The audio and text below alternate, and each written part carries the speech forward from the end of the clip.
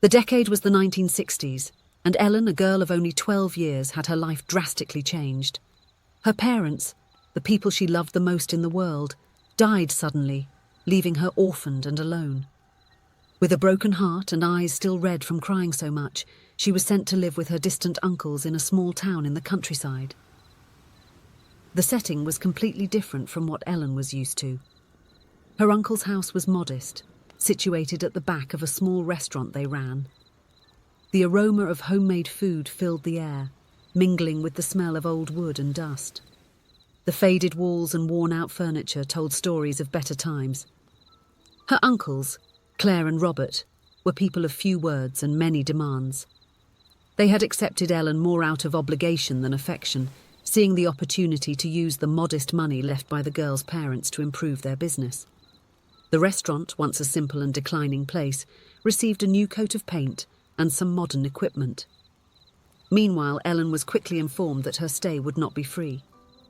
"We're not a charity home," Aunt Claire said coldly, her hard eyes fixed on her niece. "You're living in our house and eating our food. You have to work to support yourself." Thus began Ellen's new routine. Her mornings were dedicated to school, the only place where she could be a normal child. In the afternoons and on weekends, she worked tirelessly at the restaurant, cleaning tables, washing dishes and serving customers. Her hands, once delicate, were now calloused and rough. The contrast between her life and that of her cousins was striking. The girls, spoiled and carefree, spent their days playing and laughing, their laughter echoing through the house as a constant reminder of what Ellen had lost. It was at school that Ellen found a ray of light in her new gloomy life. Brian, a boy with bright eyes and an easy smile, became her best friend. The son of a simple family from the town, Brian didn't have much in material terms, but he had a generous heart and a fertile imagination.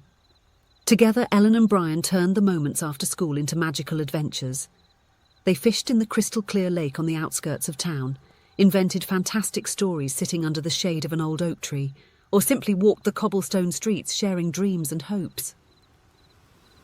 "One day," Brian said, his eyes shining with determination, "I'm going to be someone important. I'll get you out of here, Ellen. I promise."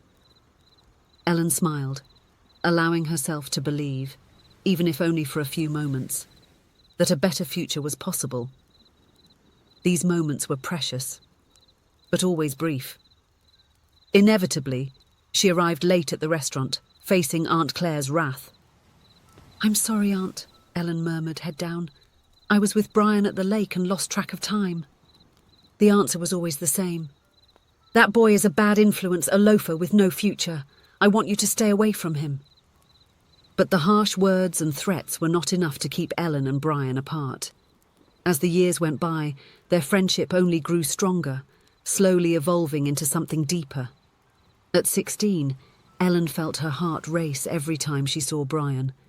Their meetings, now forbidden by her uncles, had the sweet taste of first love. They met in secret, savouring each stolen moment as if it were the last. "Let's run away from here," Brian proposed one afternoon, his eyes shining with determination. "As soon as we finish school, I'm already working at the town grocery store, saving money. We can start a new life far away from here." Ellen felt her heart race at the prospect. The idea of leaving behind the restaurant, her uncles, all the sadness and hard work, seemed like a dream too good to be true. But looking into Brian's eyes, she believed it was possible. "Yes," she replied, her voice trembling with emotion.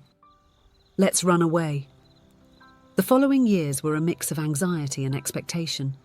Ellen worked even harder at the restaurant, saving every penny of tips she received in secret. Brian, on his part, saved a portion of his sales salary. Finally, the big day arrived. Ellen, 17 years old, and Brian, newly turned 18, were ready to take the big step. The plan was simple. Meet at midnight at the old oak tree where they used to play as children and leave without looking back. With her heart pounding, Ellen waited for everyone in the house to fall asleep. Silently, she snuck into her room, ready to grab the small suitcase she had packed and the money hidden under the mattress. But as she lifted the mattress, her heart froze. The money was not there. Looking for something, Ellen? The cold voice of Aunt Claire made her turn abruptly. The woman was standing at the door, a malicious smile on her lips. Did you think you would run away with that useless guy and we wouldn't find out? Continued Claire, laughing. How naive you are! Ellen felt the world collapse around her. Without saying a word, she ran out of the house, desperate to find Brian. But when she reached the meeting point, Brian wasn't there. With her heart in her throat, Ellen ran to his house, only to see a scene that left her paralysed. Brian was being taken by a police officer, getting into a patrol car. Your uncle's reported Brian, his brother explained, his voice trembling with anger and fear. They're taking him, claiming he was planning to kidnap you, Ellen. Ellen felt as if the ground had disappeared beneath her feet. It was madness, a terrible lie. But she knew that her uncles had influence in the town, especially with the local sheriff. In that time and place, that was enough for someone to be arrested based solely on an unfounded accusation. 2 days later, Brian was released. Ellen managed to see him briefly, but he seemed different, distant. The sheriff advised me to stay away from you, Brian said, avoiding looking directly at Ellen. Your uncles won't rest until they've destroyed me. One day I'll come back for you, Ellen. I love you. Before Ellen could protest, beg him to stay, Brian had already left. Without warning, without farewell, he simply vanished from the town, leaving behind only memories and a broken heart. The years that followed were a blur of sadness and monotony for Ellen. Day after day, she continued working at her uncle's restaurant, trapped in a life that seemed to have no way out. Without a salary, and living in a time when women had few options, Ellen felt completely cornered. 8 long years passed. Ellen, now 25 years old, had become a beautiful young woman, but with eyes that bore deep sadness. Her movements in the restaurant were mechanical, as if she were just a shadow of herself. It was on a seemingly ordinary day that everything changed. The small town was taken by an unusual commotion. Rumours ran wild. A millionaire was passing through the region. It was said to be the son of a great farmer, heir to a considerable fortune. Ellen watched the excitement with disinterest. What difference did it make to her if there was a millionaire in town? Her life would remain the same, serving tables, cleaning dishes, obeying her uncles. The restaurant doorbell jingled, announcing the arrival of a customer. Ellen, absorbed in her tasks behind the counter, didn't even look up. It was her uncle's overly cordial voice that caught her attention. Welcome, sir. It is an honour to have you in our humble establishment. Ellen lifted her gaze, curious to see who could provoke such flattery from her normally grumpy uncle. What she saw left her breathless. Standing at the door was a young man, perhaps 26 or 27 years old. He was dressed in an impeccable suit. His demeanour was elegant and confident. But that wasn't what made Ellen's heart race. It was his eyes she knew so well, staring at her with an intensity that made her tremble. The man completely ignored Ellen's uncle, his eyes fixed on her. With an elegant gesture, he pointed to her and said, I would like that young lady to serve me, please. Ellen's uncle, confused but eager to please the important customer, pushed his niece forward. Go, you fool! Attend to the gentleman! With trembling legs, Ellen approached the table where the man had seated himself. As she got closer, she couldn't contain the whisper that escaped her lips. Brian, is that you? What happened to you all these years? The man smiled, a smile that Ellen knew so well, that she had dreamed of seeing again for so many years.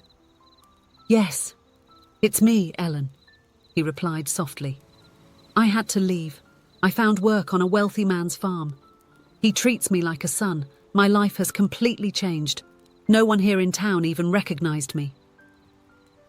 Ellen felt as if the world had stopped turning. There was Brian, her Brian, back after so many years. But before she could say anything, her uncle's shrill voice cut through the moment. Sorry if this incompetent is bothering you, sir, he shouted, approaching quickly.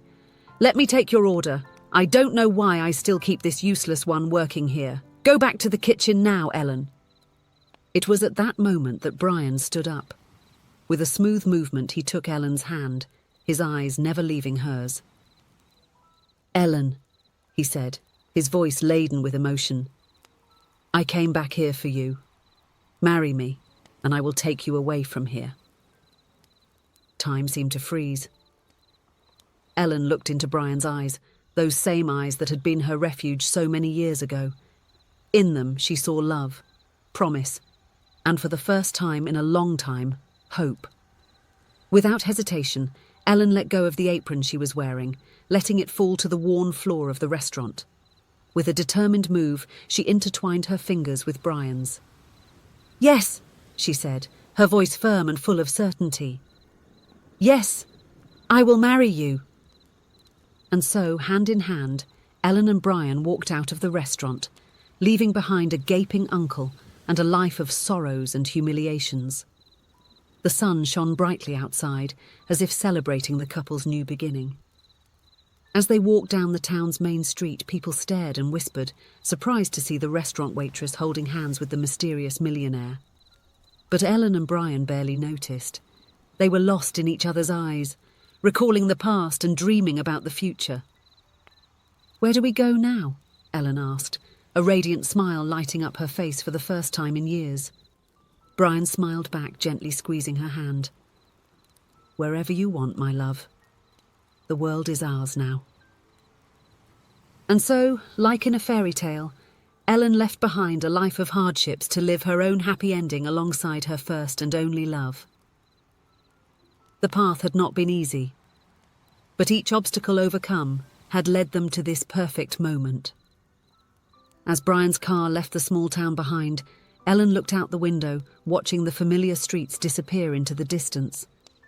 She felt no sadness or regret, only immense gratitude and anticipation for the bright future that awaited her. The love that Ellen and Brian shared had stood the test of time and distance, proving to be stronger than any adversity. Now, finally together, they were ready to write a new chapter in their lives, a chapter full of love, happiness, and new adventures. And so the waitress and the millionaire set off toward the horizon, leaving the past behind and embracing a future full of possibilities. The story of Ellen and Brian was a reminder that sometimes fairy tales do indeed happen, and that true love, when pure and resilient, always finds a way.